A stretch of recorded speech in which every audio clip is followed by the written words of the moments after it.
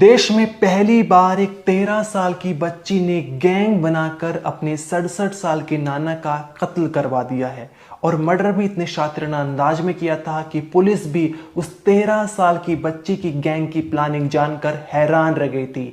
Police को शुरुआत में पता ही नहीं चल रहा था कि आखिर कातिल कौन है।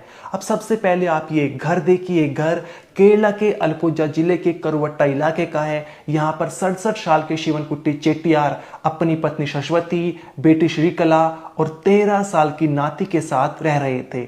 रविवार यानी 16 अगस्त को 13 साल की बच्ची की मां श्रीकला अपने दूसरे बच्चे को जन्म देने वाली थी, जिसके चलते वो अस्पताल में भर्ती थी और उनका ध्यान रखने के लिए अस्पताल में शिवनकुट्टी की पत्नी सरस्वती भी मौजूद थी। अब यही परफेक्ट मौका था उस 13 साल की बच्ची के लिए। उसने सबसे पहले अपने 17 साल के बॉयफ्रेंड और उस बॉयफ्रेंड ने अपने दो दोस्तों को पूरा प्लान समझाया। ये चारों नाबालिग थे। अब यहाँ पर 17 अगस्त को शाम के वक्त में ये 13 साल की बच्ची तो अपनी सहेली के घर पर थी, वो वारदात में शामिल नहीं हुई, लेकिन उसका बॉयफ्रेंड और बॉयफ्रेंड के दोस्त यहाँ पर घर में पहुंचते हैं। घर में पहुंचने के बाद उस 67 साल के बुजुर्ग आदमी के जो हाथ पैर पीछे कमर के पीछे बेडशीट से बांधते हैं और एक कपड़ा गले में कसते हैं और तब तक गला घोंटते रहते हैं जब तक उस बुजुर्ग आदमी की सांसों ने साथ नहीं छोड़ दिया है।